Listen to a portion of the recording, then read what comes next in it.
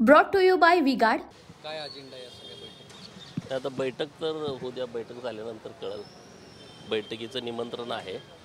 बैठक काय विषय आहे तो बैठक झाल्यानंतर कळेल. ओबीसीच्या आरक्षणासंदर्भात आंदोलनं सुरू आहेत. मराठा आरक्षणही ठाम आहे.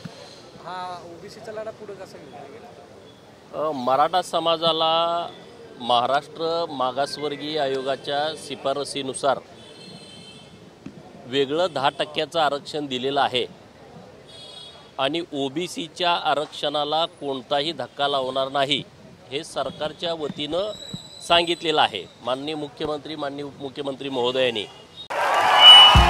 भाइयों बहनों, उनके राज में पावर रहे अनस्टेबल और हम रखे सब स्मूथ और स्टेबल।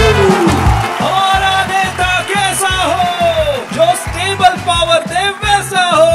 अब की बार वी गार्ड एसी स्टेबलाइजर का चमत्कार।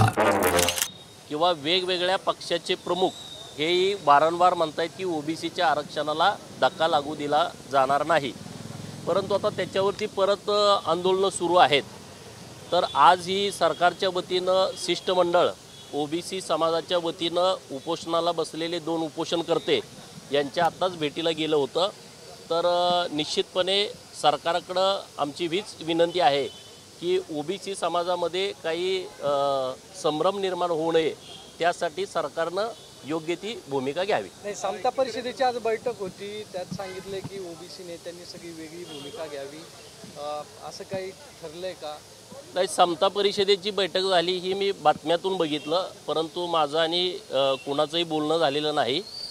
माननीय भुजबळ साहेबांची चर्चा करू काय त्यांच्या बैठकीमध्ये ठरलं आहे, त्यांच्या बैठकीतल्या प्रमुख लोकांनी काय मत मांडलं आहे हे मी त्यांच्याशी चर्चा करून तुम्हाला सांगेन. एकीकडे जरांगेच्या भेटीला उपोषणाला बसलं, दुसऱ्या दिवशी शिष्टमंडळ जाते, पण ओबीसीचं उपोषण ठिकठिकाणी चालले, ते कुठलेही आता या बाबतीमध्ये ओबीसी समाजानं जागरूक होण्याची गरज आहे की सरकार कशा पद्धतीनं वागतंय.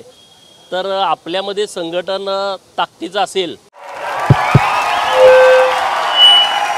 उनका बैकअप सिर्फ कल तक और हमारा चांद तक। हमारा नेता कैसा हो जो नॉन स्टॉप बैकअप दे वैसा हो। अब की बार वी गॉट इन्वर्टर बैटरी का चमत्कार।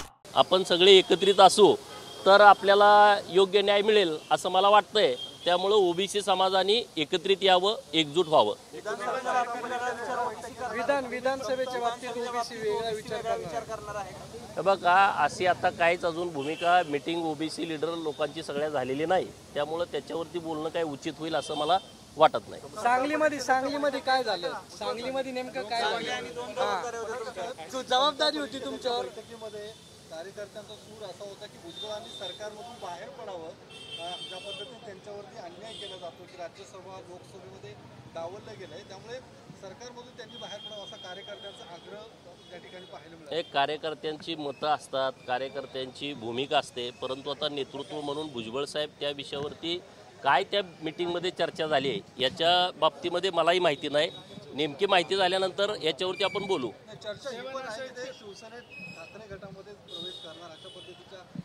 नाही, भुजबळ साहेबांनी आता स्पष्टपणे सांगितलंय, मी कुठं नाराज नाही, काही नाही. त्यांनी आताच मी त्यांची प्रेस ऐकली तर त्यांनी त्याच्याबाबत खुलासा केलेला आहे.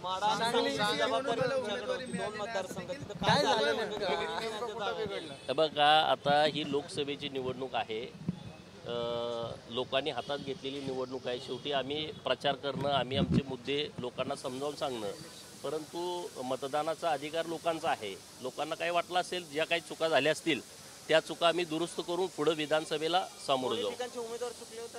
अरे चला,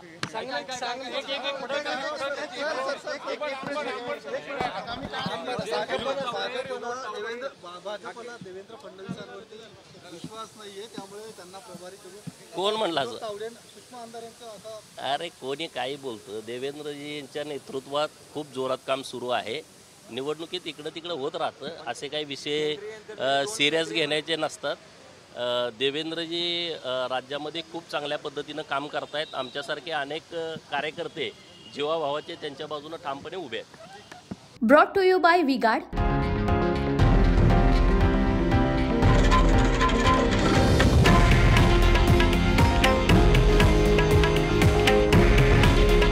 हे आहे देशातील नंबर 1 न्यूज नेटवर्क आणि आपण पाहत आहात TV9 मराठी. काळजी तुमची, हित महाराष्ट्राचं.